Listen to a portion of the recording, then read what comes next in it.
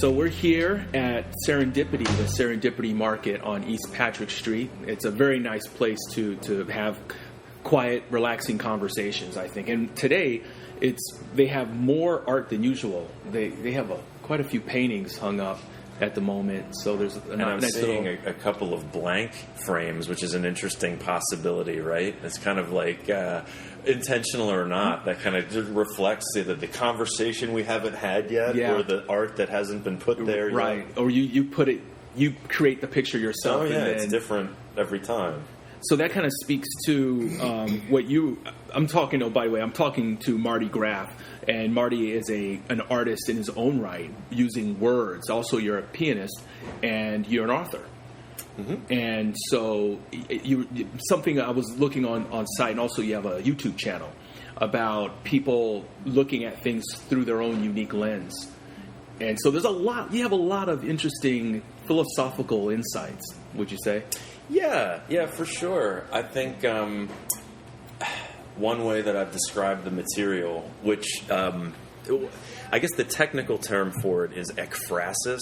It's an old Greek word that's just kind of supposed to describe either visual art which is inspired by or based on a text, or the other way around. And so, I guess described less academically, it's basically spoken word with matching art and piano. And I think one of the things, there's a couple things that the pieces have in common. One is the format, right? It always has some kind of illustrated face with a caption. That's always the art. And the face could be a person's face. It could be an animal, an alien. It could be built out of something more abstract. But then the drawing and the caption, put together, provide a little theme, and then the writing usually flows out of that. Do you do the illustrations? Yeah. So your books are called The Face Zone. Yeah, they're called The Face Zone because all the illustrations include a face of some kind. So that's a theme that I enjoy varying as endlessly as I can. And zone, just because of it implies like another space, another world, another dimension that the drawings and writings invite you to enter and do what you will with them. I guess the other thing they have in common, besides the format, is, like you said, they make a number of existential observations, right? They are, I mean, sometimes they're anecdotal. Yeah. Sometimes they're just, humorous observations about life, but they tend to end with some kind of hook, some kind of kernel of wisdom which seems like wisdom to me, that you might take away from the piece and apply in your own way. So one of my favorites, I was looking at the Face Zone on your website, thefacezone.com, and here's my current favorite. I mean, it's very short, but the first part, it says, it's from the ballet. Yeah. It's terrific. It says, our lives are a choreography through the abrasion of time. We maneuver about the stage of existence, each experience adding to our spiritual core while simultaneously eroding its container. Right? Isn't that's so deep? You just... And the caption is of a lady, or I guess a person, just being sort of hurled through space-time. Yeah, she's kind of, she or he, it's somewhat androgynous. But yeah, the image is, the person looks like they're kind of in a dance pose, but it's like also like the activity is like simultaneously taking them over and in a certain way kind of eroding them, because, the later line in the piece, to extend that idea of eroding ourselves, the most important decision we make every day is how to use ourselves up, right? Because we have this fleeting life force, limited time and energy to do something with it. And and anything you do takes a part away from you. And, it also gives back in some way, right? The marathoner crosses the finish line with a smaller body and a bigger soul, right? There's a trade-off there. Yeah. So you're investing not only your spirit, but your actual body. Yeah, like everything about you. Yeah. Because I think your spirit and its container are inextricably linked, right? So you can't. I mean, it would be so convenient if we were just balls of sentient energy, kind of hanging out and hovering around. And I think people are trying to get there with like virtual reality and so forth. But the fact is, we are in these physical containers. And so, yeah, it's something to think about. Yeah, you have a lot to think about. I mean, I think each page each page is short. Yeah. I mean, you could read each entry in just a minute and then take away a lot of this existential is the word, meaning about, our experience physically here, as well as, how do we make the most of this? Yeah, I'm glad you noticed that they're short. I mean, there's a real intentional minimalism about this material. So, like when I'm doing one of the drawings, the idea is to make every line content. Every line has to count, and sometimes they only use color if it's appropriate or add some kind of essential content to it.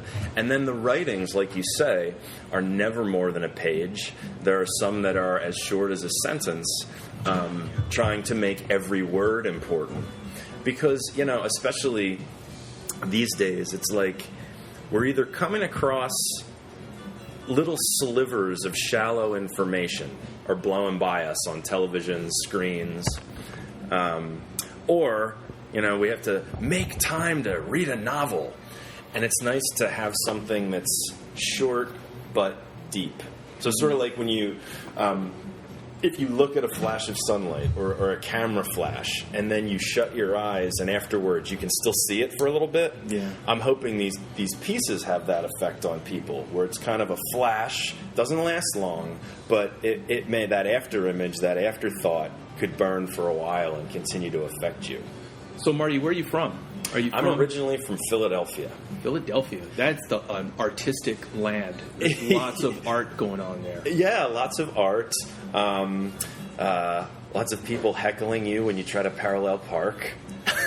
Well, it's motivating. Quotes. It's motivating, Yeah. right? Well, I got good at it pretty quick. I had to learn to parallel park in Philly and with a manual transmission. So the people trial there, by fire. They're a little abrasive, right? Sometimes, yeah. Which is maybe why my friends and I seem to have a kind of a dark sense of humor. And I think we're very sincere with each other, but our humor definitely has an edge to it that probably finds its way into the work a little bit. So after Philly, I moved around a bit. So after Philadelphia, I was in State College, Pennsylvania for a while because I went to Penn State. I did a music degree. You're not wearing a Nittany Lions jersey. I am not. You don't have a patch on. I don't. Nothing identifying. I lived in that town for 8 years. I did 3 degrees in that town and made some lifelong friendships. And by the time I was done, I was done. No offense to State College, but I'm full. I'm good. Yeah. You did your time. And then after that, I moved to China. Wow, you lived in China? I lived in China. How long? Just a year. Did you learn Mandarin? I had to learn some. You had to learn some? And yeah, there's a couple of pieces in the books along the way that reference my experiences there, because there were so many different things to observe about life that I hadn't thought about until I lived overseas. Like just what, not just the role that language plays, but how the degree to which culture and people's stream of consciousness, their schema, is embedded in that language. It's just why you can't directly translate certain idioms, right? Or you get things like, that's like Tuesday's egg, or whatever the hell it is. And it's just like, what does that mean? I've heard that comedy is very unique to the language the joke was written in. You can't be a stand-up comic in another language without rewriting your entire thing and create. You have to create Italian jokes. That's it. Yeah, because that language is so much a part of our expression. I've heard that Eddie Izzard, who I haven't seen his set in quite some years, but I think he has successfully done his show in some different languages, which is very impressive. French is one. I believe I heard a radio show about him, and a French comedian saying he's successful in France, deciding I'm going to try my luck in the United States, and so he had to rework. And he speaks English. It's just the jokes fall flat. Yeah, that's right. Yeah, it's more than the sum of its parts, so to speak. I'm also curious about the reaction I get to people who are non-native speakers of English who see the book and the site and so forth. And my expectation a lot of the time, like my concern is, I wonder if they'll be able to fully access it. But what I find again and again is that in their way, they access it pretty quickly and pretty strongly, because I think there's something about the minimalism of it that makes it accessible, palatable. Rather than trying to read English and picking up Moby Dick. Right. It's sort of like if you figure a novel is like a pitcher of iced tea, and a short story is like a cup of coffee, and a poem or a short poetic prose writing like I'm doing is like a shot of espresso. And I guess that flavor you're gonna notice that flavor, I guess, no matter what you're used to sipping. Yeah. Whether you like it or not is another story. But I've been pleasantly surprised by that. Also, the quality that the drawings have, I think, taps into something from my very early childhood. I think a lot of the drawings, they have almost like this childlike energy to them in the way that they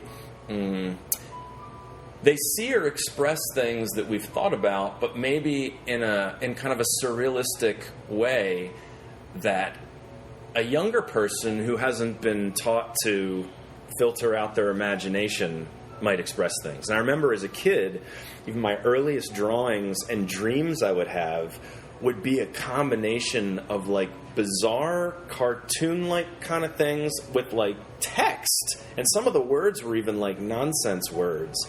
And so I guess for a long time I've been kind of like noodling in this vein, and it wasn't until many decades later as an adult that I was able to kind of reinvent it and polish it and represent it as something that would be useful for other people to engage in. So you're a performer, a spoken word performer, storyteller, and you've performed at Sky Stage around Frederick, but also you've been to D.C., Baltimore. Have you traveled much performing? Yeah, a bit. In Frederick, you're right. Sky Stage, I did something at the Delaplane. I did something at Cafe Nola. Frederick was really a great place to incubate this stuff, because the Frederick was the place, because I lived in Frederick for 11 years, and Frederick was the place where this really took an official turn towards something that I really wanted to present formally to the world. And it's such an artistically rich community and so many colorful characters, and I love to talk to people and start conversations. So I very quickly formed relationships in the community, and people found out I had an inkling to do this fine arts shtick thing that I do. And I guess my first inroad was the second Artomatic that they had in Frederick. Yeah. And then once that was kind of like the first domino flick, and then after that it just kind of built from there. And now I'm located right outside of D.C. My most recent show in D.C. was at a place called the Beer Baron Showroom, which is a place in Northwest that, they get mostly stand-up, some theater, but they get some legit celebs in there from time to time. So that was a pretty good get for me. I mean, I'm not one of them. Yeah, right? Yeah. But hey, that was like, my little toe in the door there. It looks good on your resume, I suppose. Yeah, and I'll probably, in the fall, the next two in the D.C. area that I have slated are probably one at Busboys and Poets, because one of the hosts that does the spoken word night at one of the locations in D.C. came to my show and was interested in having me as a feature. So I'm really looking forward to that, because the D.C. spoken word scene, it's very energized, it's very passionate, but it almost exclusively leans like hip-hop and slam poetry, which is great. It's just not what I do. So thus far, I've sort of been like it's like if it were like a heavy metal festival, and I'm like the dude that keeps like playing like the banjo or something. Yeah. But so far, it seemed to be a welcome change, because I think while slam poetry, understandably, talks a lot about identity politics, social justice, those kinds of things, the Face Zone touches on a lot of those topics too, in its way. Slam sounds very aggressive and yang. Yin and yang, it's yang poetry.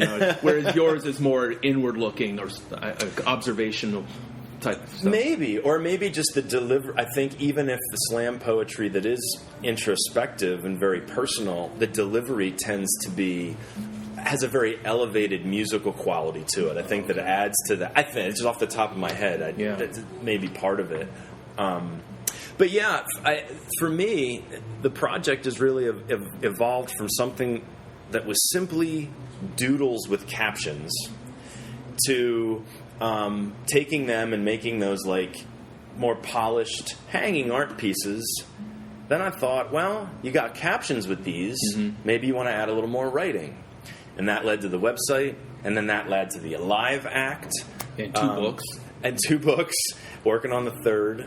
And then the piano came back, because originally the path I was on was to be a classical musician. That's what I did my bachelor's in. I was going to say, because you're a phenomenal piano player, and I was going to ask how long you've been playing, since you were 4 or something like that. Yeah, right, since I was 4. I just threw that out there. Yeah, since I was 4. I'm not psychic. We inherited a piano from a relative that had passed away, and it was just this anonymous kind of honky upright piano, and not well, but I sort of already knew how to play it, like when I tried it out.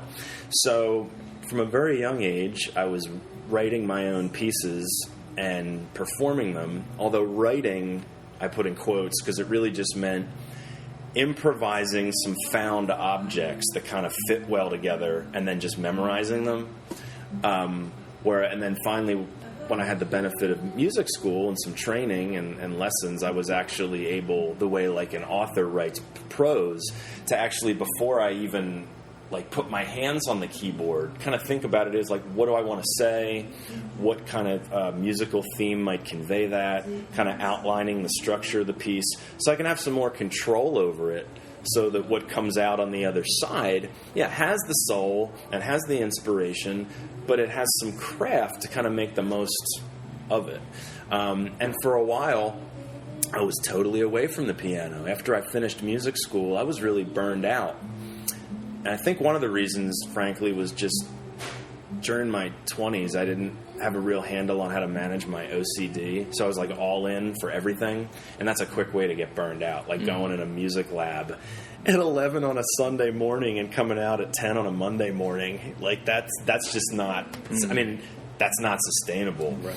So it took me years to even want to touch a piano. And my dad, who is also kind of responsible for the Face Zone in general, we can circle back to that if you want, was poking me like, come on, it's time, don't you think? Well, I'm like, I don't have a piano anymore. No. He's like, yeah, you get an electric one. It doesn't have to be an acoustic one. And so he kind of sold me on it slowly. And boy, I'm glad he did, because as soon as I got that piano, it was like I had never left. And I started writing again and practicing, and I found a way to bring it into the Face Zone. As soon as it became a live show, I'm like, well, music's another thing that unfolds in real time and is dramatic, and it may even punctuate the speaking set and give people kind of like another reflective space to go for a while without hearing my voice. Mm-hmm. And here we are. It's the full vision now. So I often talk about the importance of art programs and public schools and neighborhoods, communities. How, I don't know, in your experience in traveling, maybe even in China, how do the arts, how do you see it sort of transform communities or towns or families personally in your life? Let's say you just didn't do art at all. You know what I mean? Like you didn't write, you didn't play piano, you didn't do anything. But I think I'll answer that metaphorically. I have a tendency to get dehydrated very quickly. So especially in the summer, I got to be really careful and just drink more water than a fish. Taking art away from me would be like taking water away from me. I would not last very long spiritually and psychologically without this outlet. And I think pretty quickly that would also affect my body, because if you're in a low frame of mind, that can bring some physical manifestations with it. Case in point, the last time I did my set at Sky Stage, luck would have it, I had like 100-degree fever and a pounding sore throat, like sweat rolling off me, and setting up my equipment and everything. I'm just feeling dizzy. As soon as it was time for the set to start, it's like my body knew I was entering this beautiful spiritual world that I love to be in. And I'm telling you, my symptoms like faded away. It's not to say that like my immune system wasn't still down, but just that surge of mood can have even a physiological impact on a person. And I've lived in communities where the arts is really valued, and communities where there isn't much overt creativity going on, and there's a real difference in what the quality of life seems to be. It's just like just like that. To use another metaphor, just kind of like the air feels different. Lately I've been sort of advocating for public art and public art programs in the way of sculptures, murals, and other things. And I think I've been reading about how it adds this level of, I guess, identity for a town and pride, and so it does a lot. And I think it might be underestimated or undervalued sometimes when you're in City Hall or something like that, or a school program. Absolutely, because I think the bones of our culture is more based on entrepreneurial hustle and industry. That's kind of the bones of it. For better and for worse, some good things have come out of that, but at some cost too. I mean, oftentimes the heroes of this culture historically have been people who came up with a kind of a good practical idea, hustled to grow it and sort of build a little empire for themselves. Like that's kind of what's people are really into, and you see that in recent decades in the public school system with this shift away from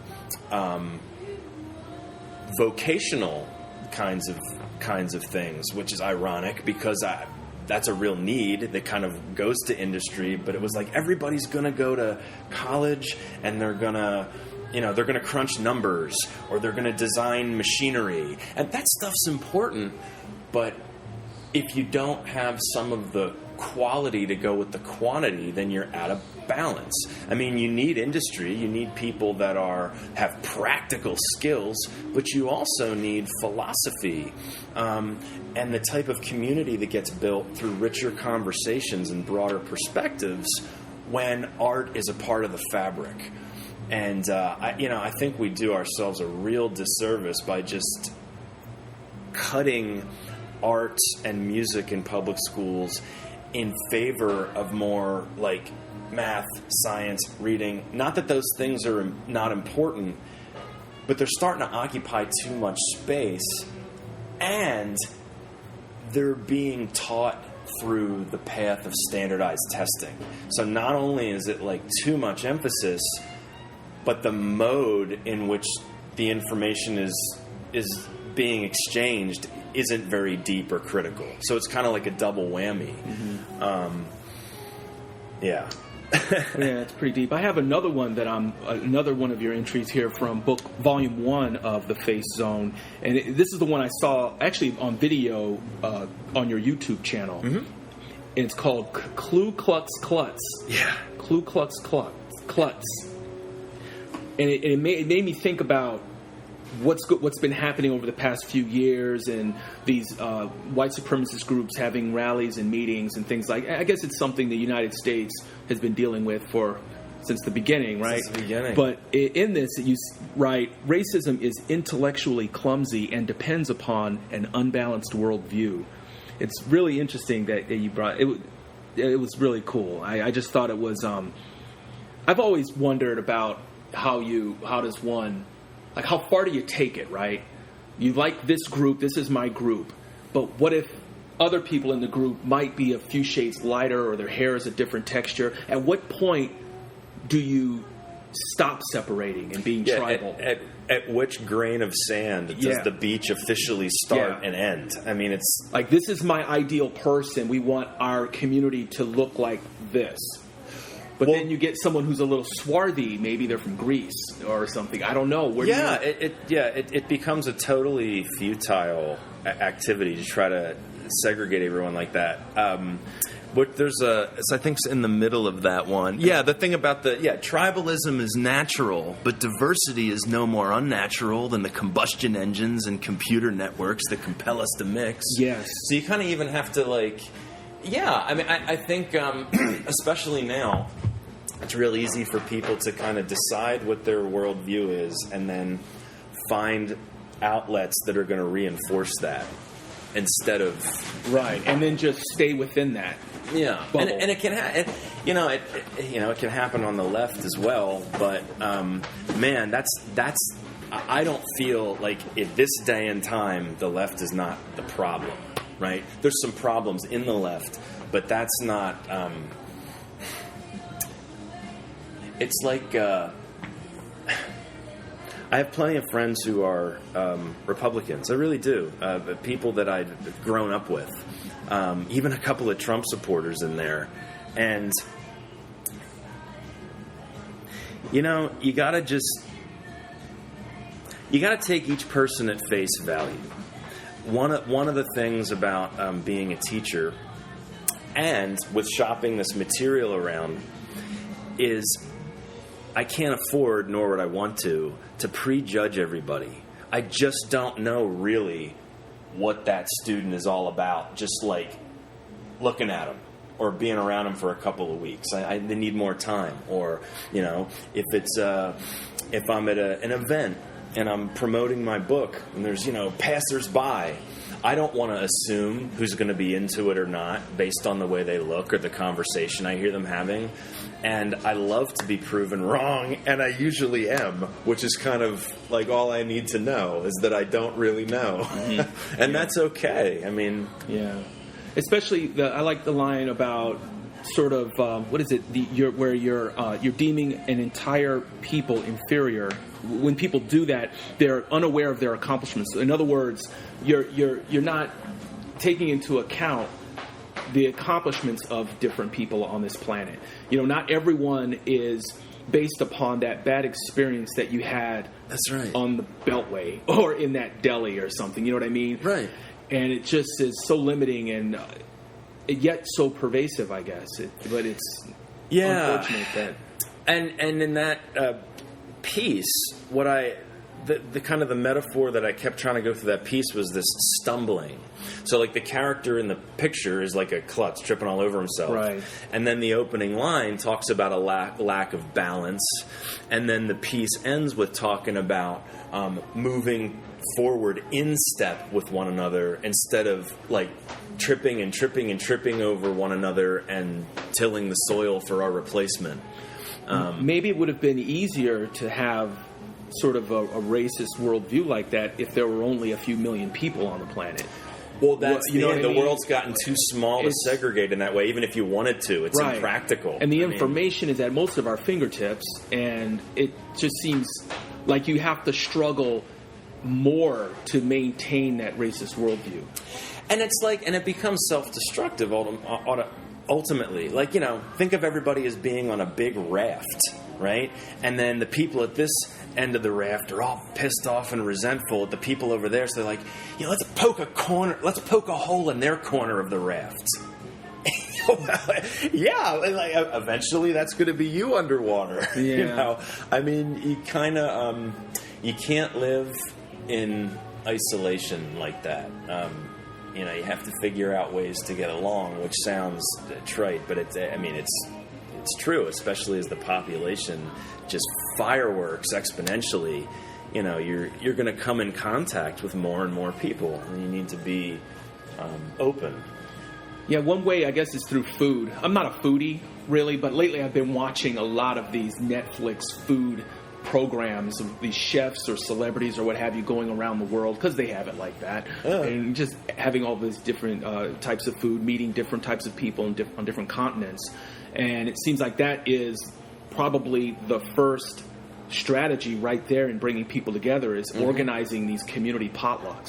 I like that. We have these public parks here and these pavilions. How often do you see them used? Right. Well, why not? We have these NACs and all these organizations and task force focus groups. Well, why not just take a group and say, okay, or a neighborhood, for example, say on the south side of Frederick or the west side, north side, and say, hey, we're going to meet at Staley Park, bring a dish.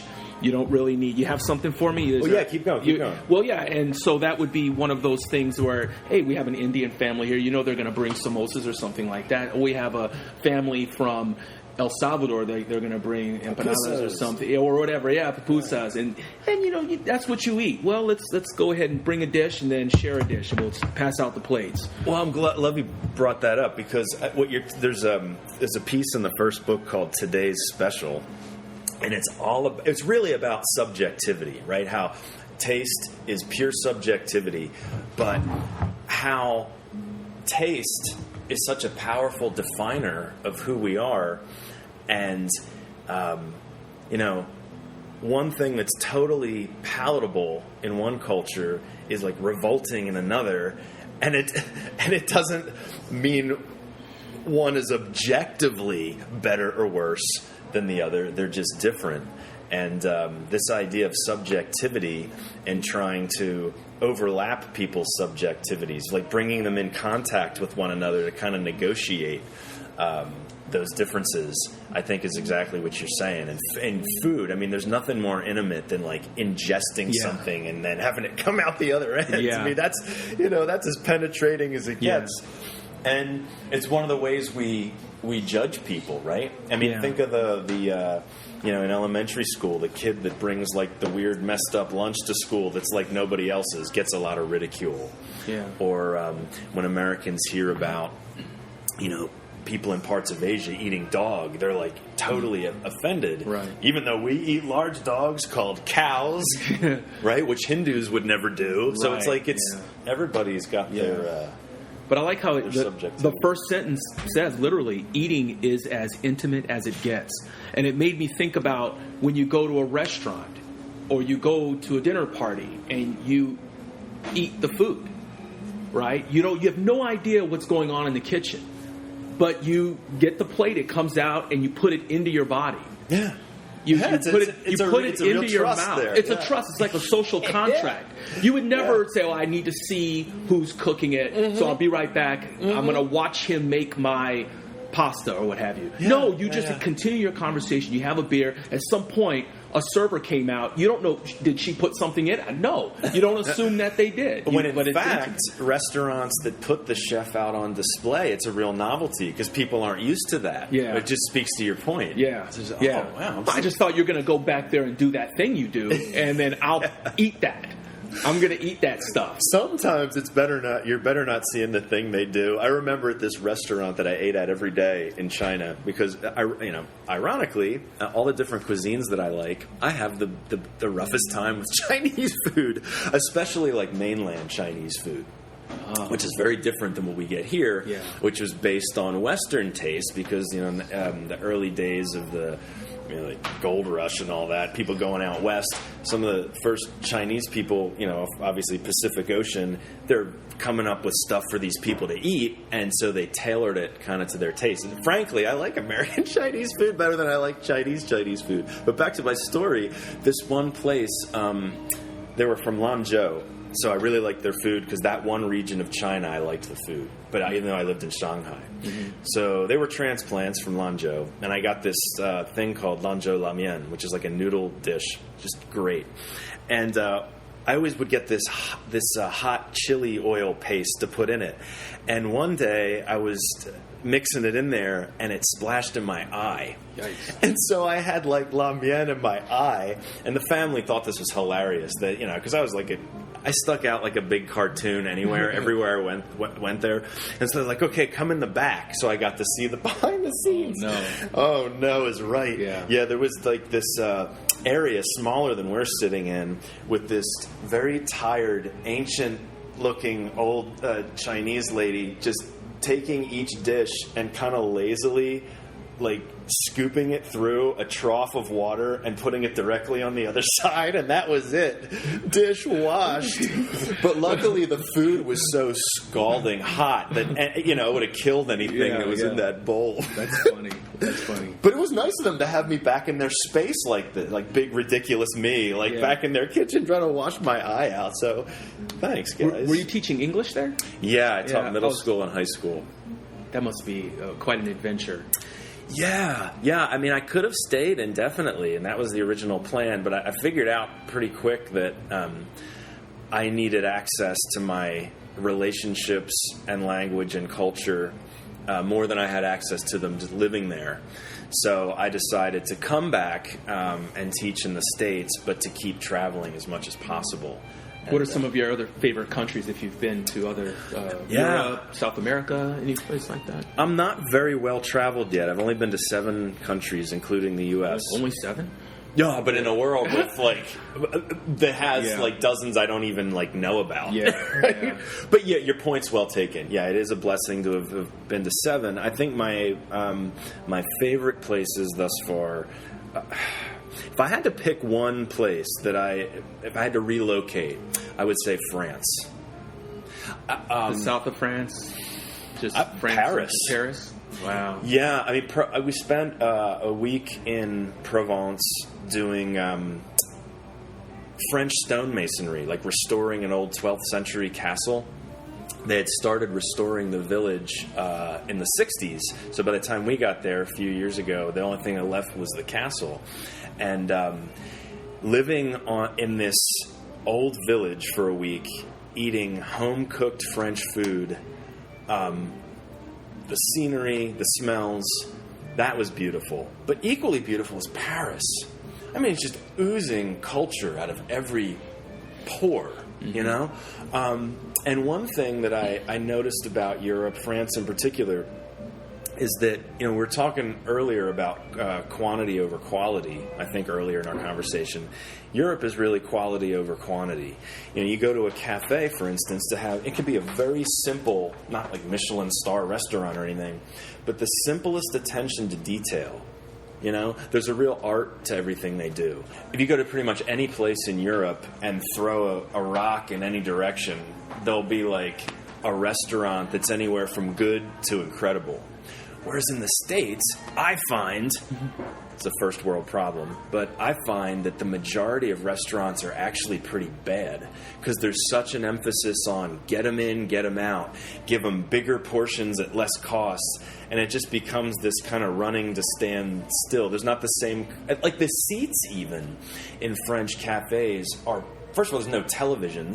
Right. And secondly, the seats are pointed out to the street because that's the television. You just sit and you watch life go by. Right. And I just, that appreciation of time and quality, I feel like I'm at home in that, around people of that wavelength. Now, that said, if I really were to live there and delve more into the language and so forth, I'd come up against, I'm sure, frustrations and plateaus, but in a good way.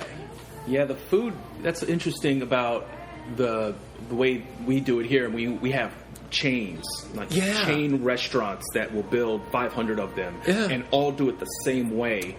As quickly, so you have a 45-minute lunch. So you go in there, grab something quick, get back to your cubicle to be productive. And unfortunately, I think a lot of that has to do with the longer we hang out around machines, the more we act like them, right? Multitasking, duplication, quantity, and it's happening in the public school system too, or has been for quite some time, where it, you have program directors who want to get into what I'm calling this like MIC teaching.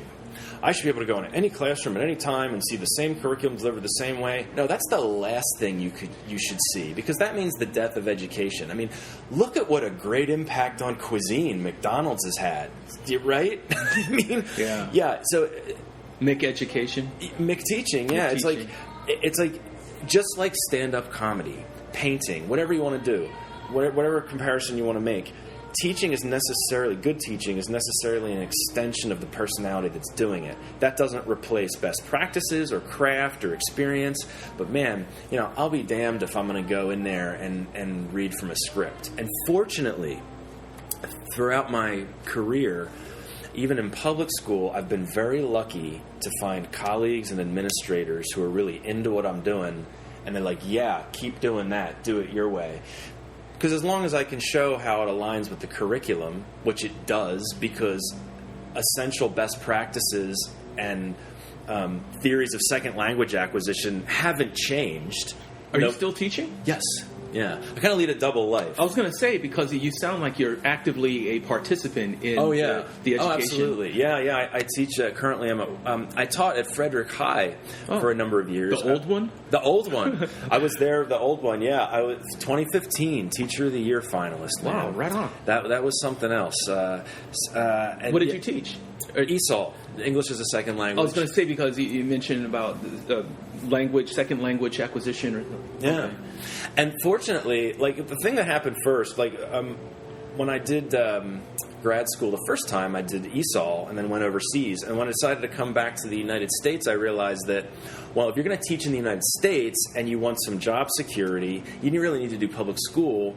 But my degree didn't include a public school teaching experience, so I ended up having to do a second master's to get the public school endorsement. But for that one, instead of ESOL, I did mainstream secondary English literature, like language arts. And as it turns out, when I got hired at Frederick High, they kind of had this new vision of ESOL where it was going to be ESOL combined with language arts, which look at that. So these two degrees really can go together, which is what I've been doing to this day. I teach the more advanced students, so I'm able to do some pretty deep language arts stuff with them. And in fact, our school in April, there's this event that's been going on for 10 years called West Poetry.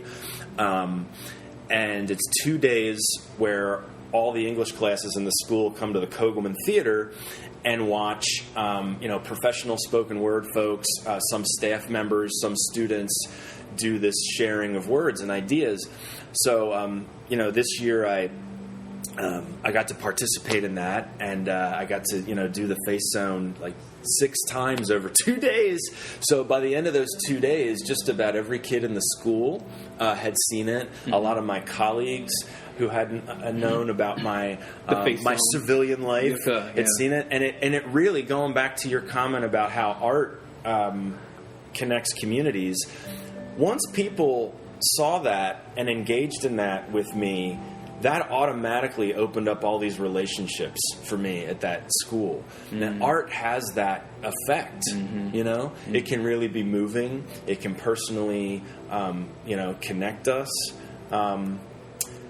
So in a nutshell, I'm teaching language arts to ESOL students, and when I'm not doing that, I'm working on the Face Zone, and sometimes they even overlap a little.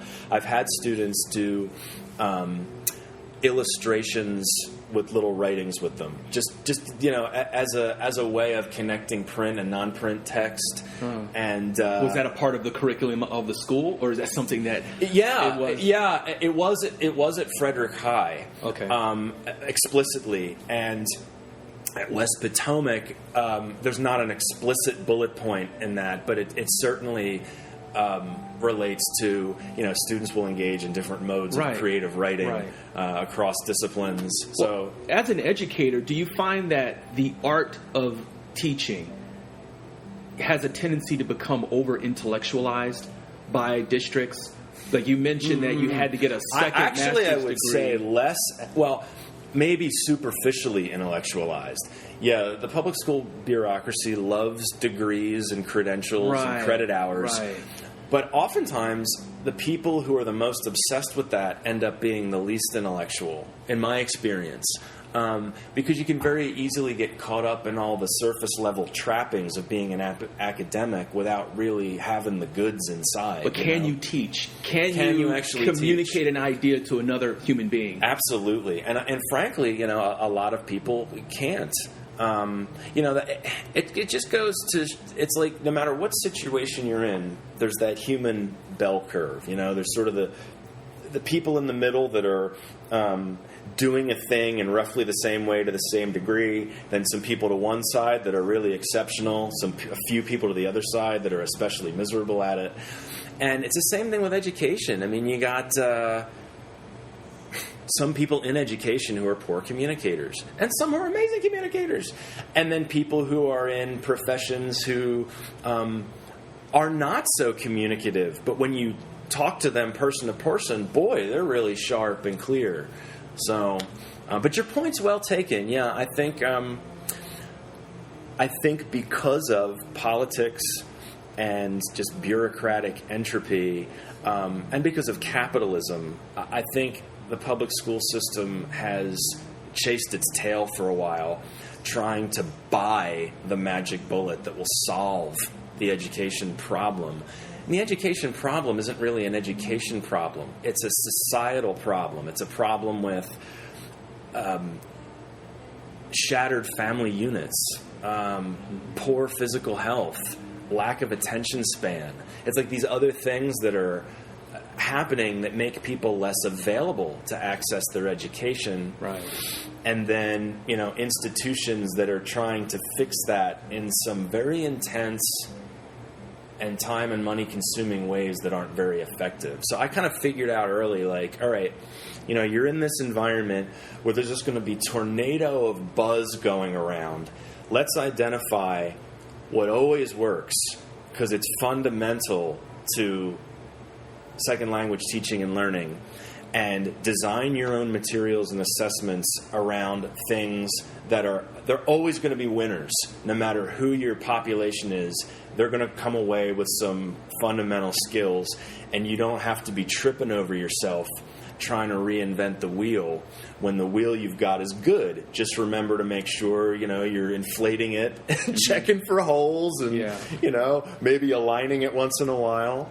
But yeah, I mean, the minute I'm forced to be mediocre is the moment I'll have to leave the profession. But that hasn't happened yet. It's 17 years now. So if you were the head administrator, the person sort of, you have the Martin Graff school system. You have eight schools. Here they are. What sort of program would you sort of input into that school system that would be most effective for teaching? I guess it would be art or something like that. Well, I'd say it would depend on what kind of school system it would be. Would it be like there are school systems that are the anchor is religion. Sometimes the anchor is art. Sometimes the anchor is science. Right.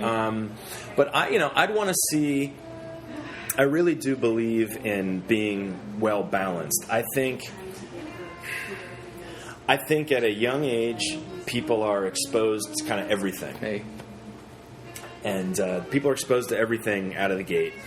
And then as they get older, they start to hone in on what their interests and aptitudes are, and then they focus more that way. I mean, it's been done that way in Europe, in Scandinavia, right? I know you can't always, much like a joke, you can't always transplant something from one culture to another.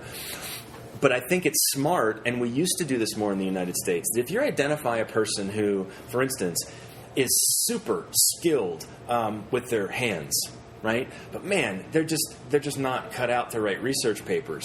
Don't have them do research papers, right? I mean, how many auto body guys do you know who are scholars first, right? Some of them might be, but I'll tell you, so many of there's a big lost population right now in ESOL of especially Hispanic males who are anywhere from 16 to 20 years old who have a terrific work ethic. They're bright.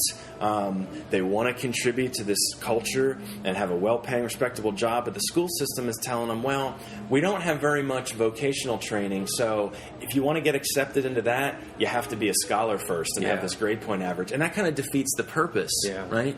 So I would like to see just more options for kids. Like I think we need more VOTEC.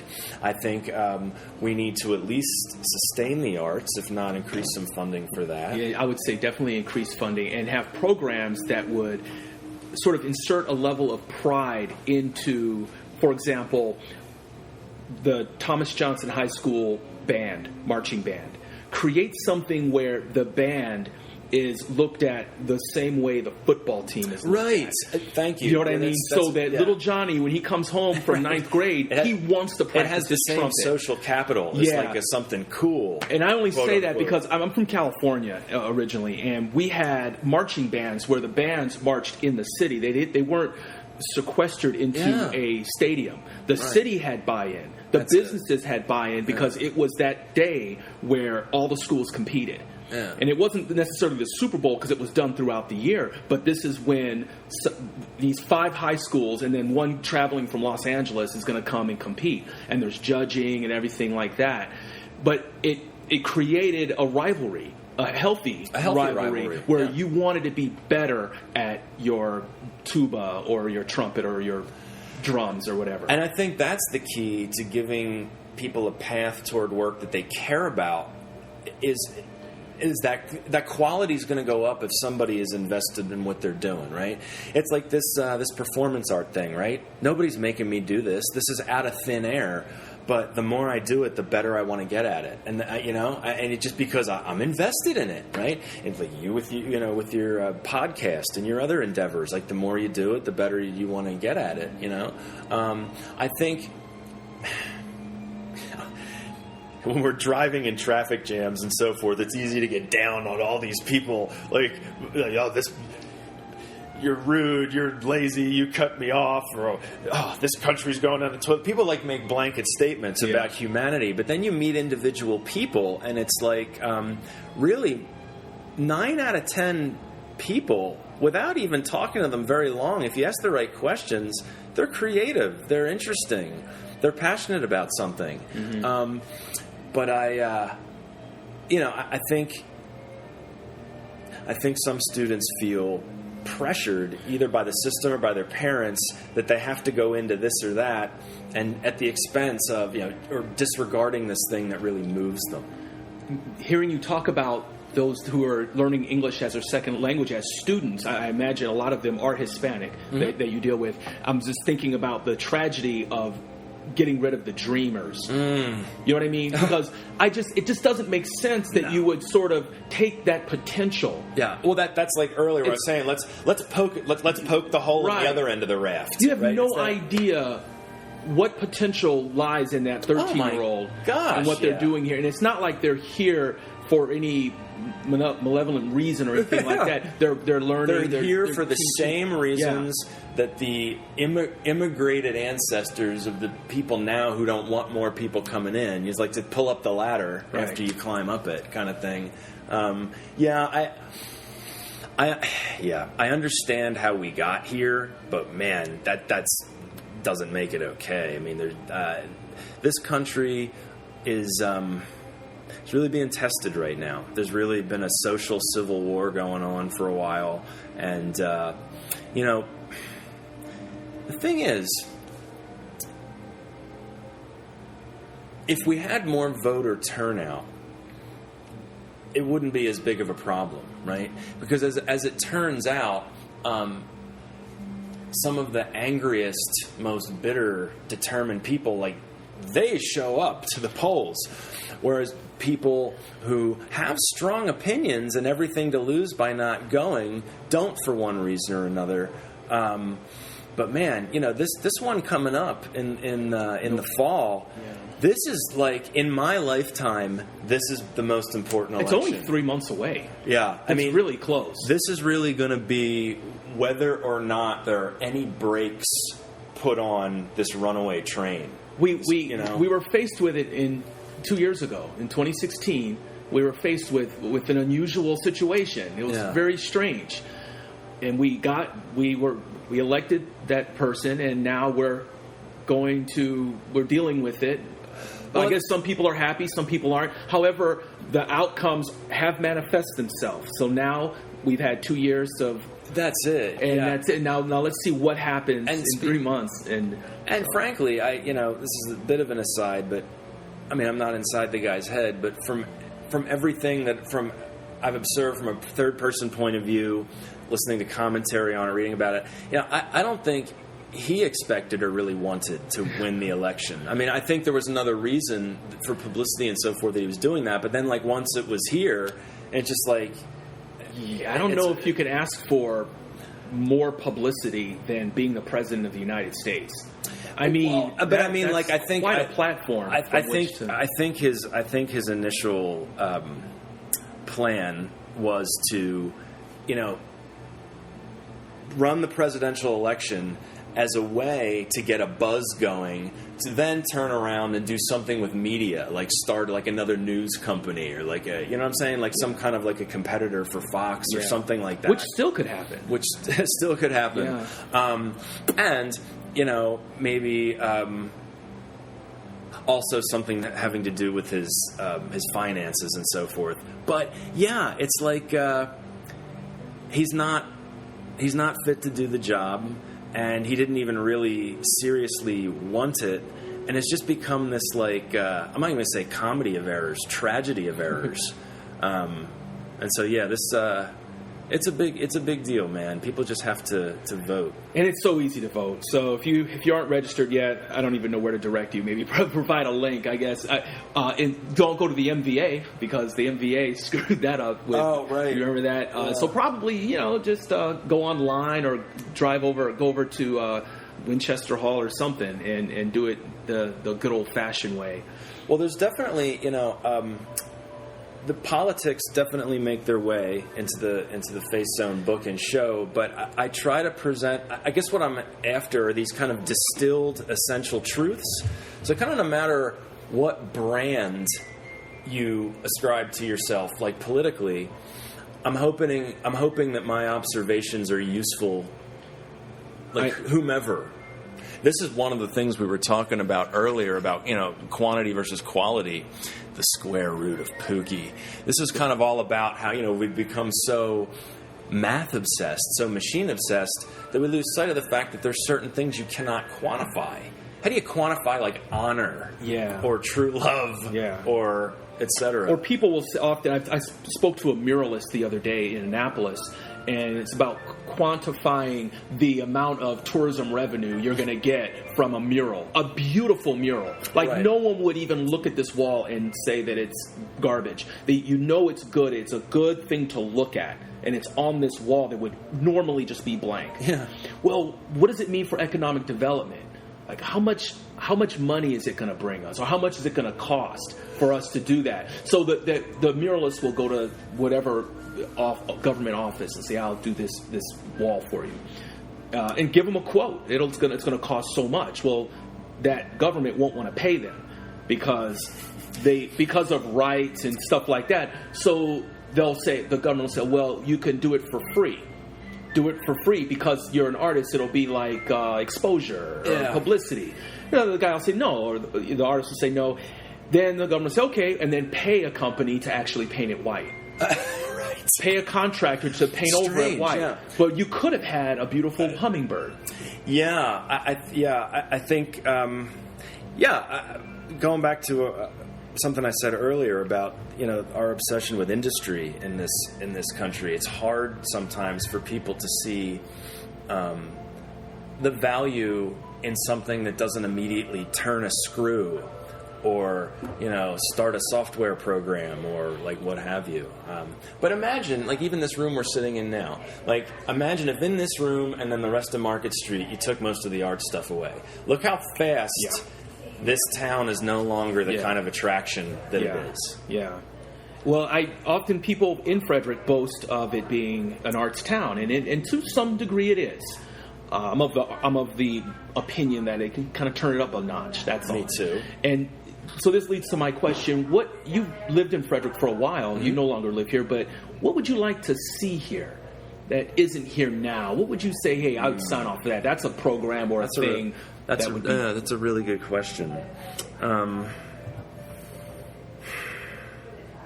Well, let me make this observation and see if this leads me to an answer to your question. I mean, one of the reasons I left Frederick, there's two reasons, basically. One is my girlfriend. You know, she lives in Arlington. She works at the Smithsonian. And it made more sense for me I could relocate a teaching job easier than she could replace what she does. Yeah. So, the other reason was to take the Face Zone to a larger market.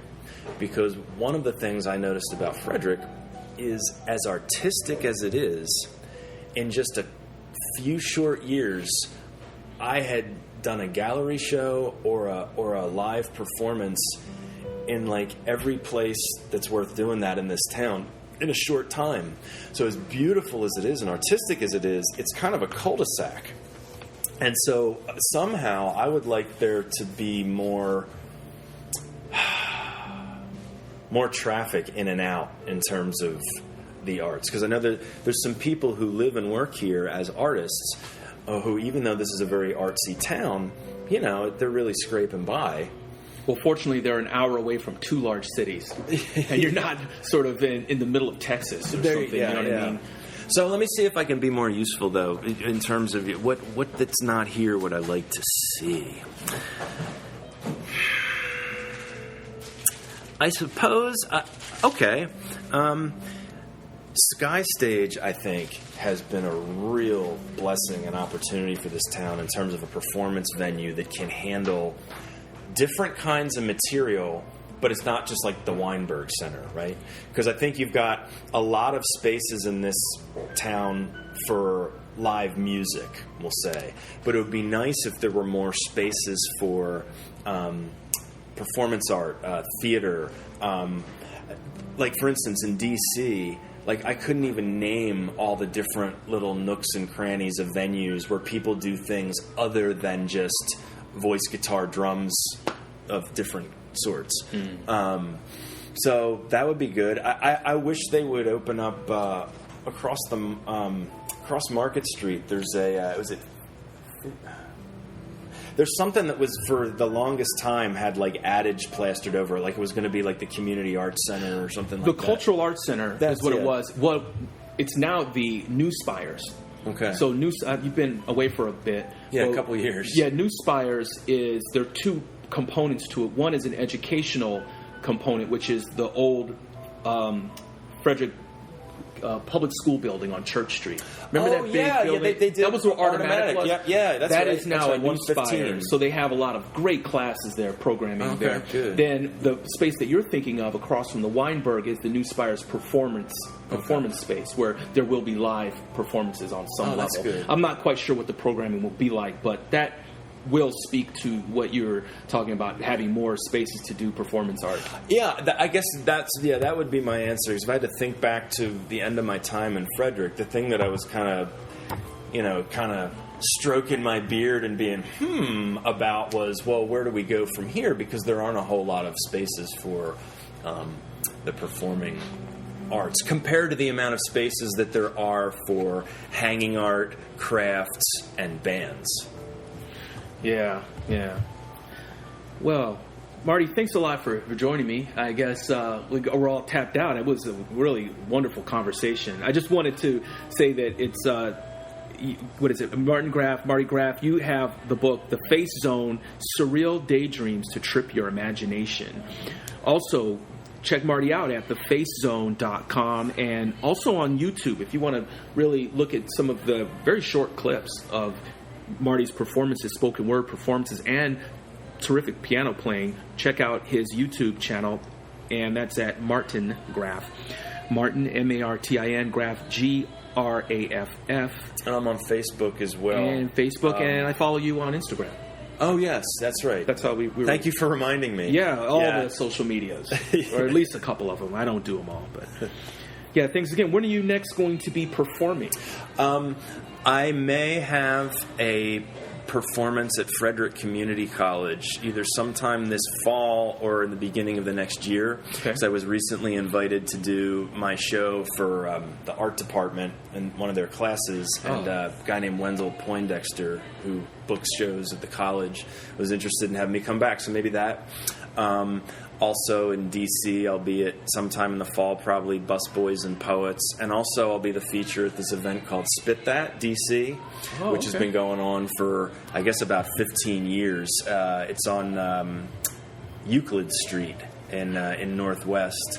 So those are the three things kind of on the horizon. And I have on my site, thefacezone.com, if you go to the events tab, I always update that as soon as I have a hard date. And I will have a hanging show, just a gallery show at the Tacoma Park Community Center starting in November. And that'll be up for a couple months. The theme of that show is also like the intersection of visual art and text. All right, Marty. Well, thanks again, and we'll be following you, and good luck to you. And I'll be following you. Yeah, trying. I listen to more episodes.